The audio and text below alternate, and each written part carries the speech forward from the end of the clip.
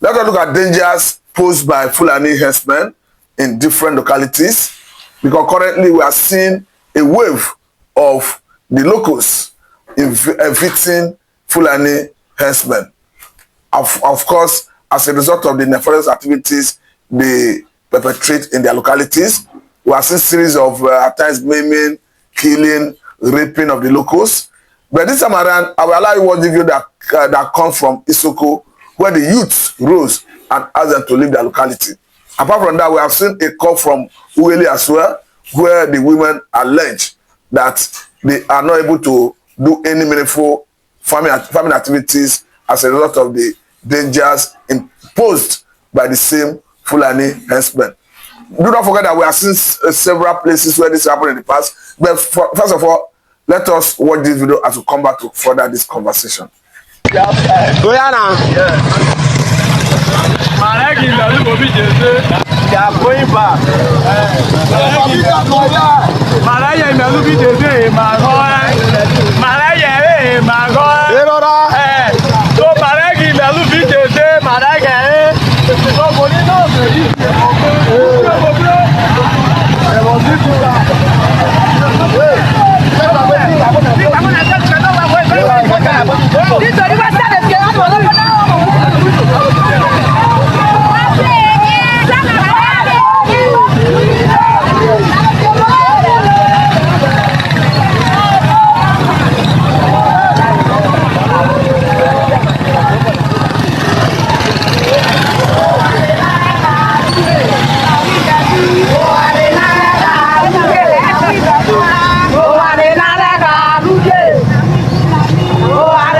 Welcome back.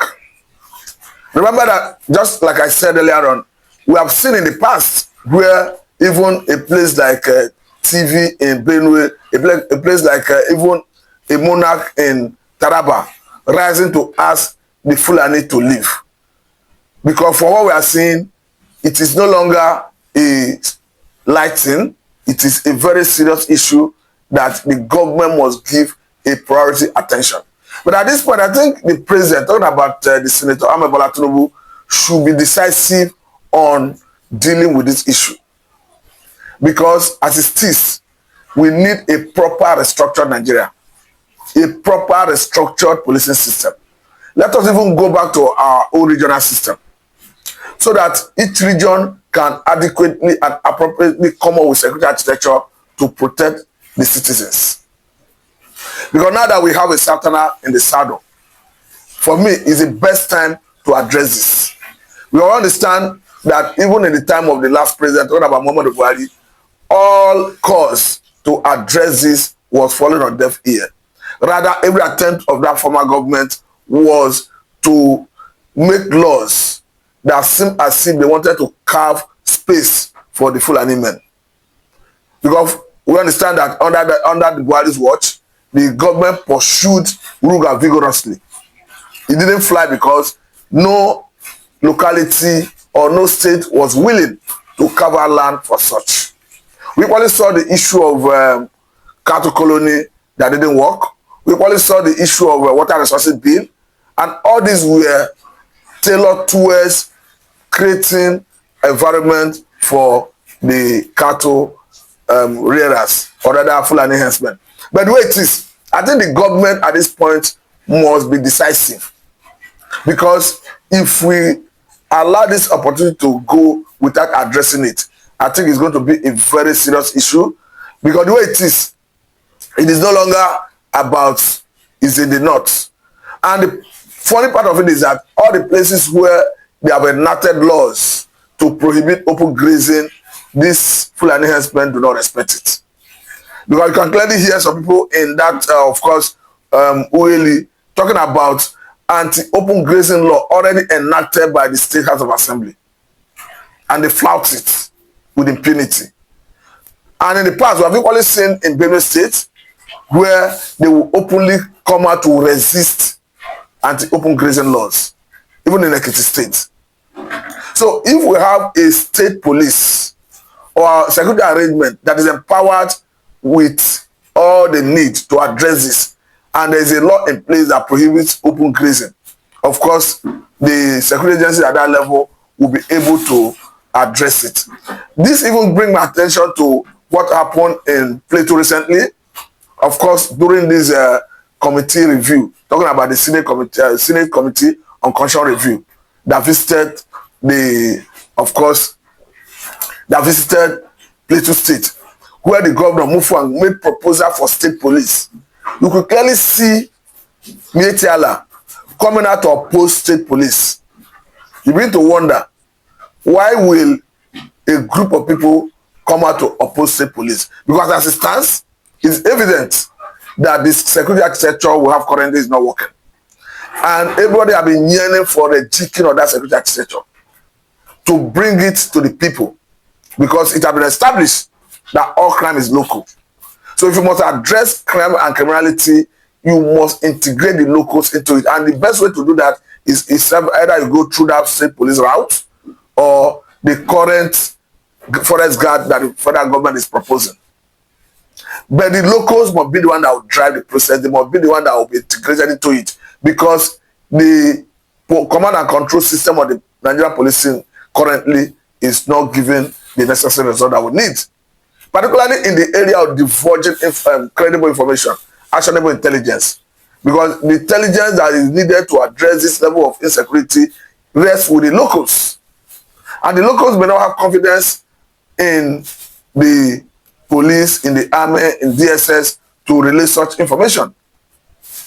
But there is a security arrangement in place where the locals are part and parcel of it. It becomes easier to gather such information or rather intelligence. So the point is, the government at the federal level, at the state level, at the local government level must synergize to see an end to all this issue of insecurity. Because come to think of it, as the president, he has sworn to an oath to protect lives and property. As the governors of the states, they have equally sworn to similar oaths. And the buck rests with the president when it comes to security of lives and property, because it goes by the name, the president and the commander of the armed forces. More so, as the constitution is very clear about what shall constitute the primary purpose of governance, talking about the lives and property of the people. I'm talking about the security of lives and the property of the people. Section 14, subsection B2 of 1999 Constitution as amended is very clear that the welfare of the people and their security shall be the primary purpose of governance. So to that extent, the government must prioritize it. Because the way it is, we have equally seen in the recent past, where even Mietiala will be approaching Eastern governors, seeking to establish vigilante group in a region that is alien to you, in a region where you are visitors. So for me, it's unacceptable. Because however I look at it, Nigerians have existed in their different capacities, in their different states,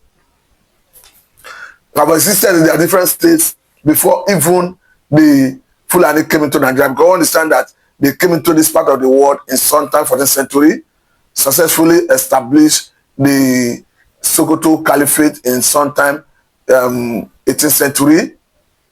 And as it stands, they are a major problem for Nigeria currently.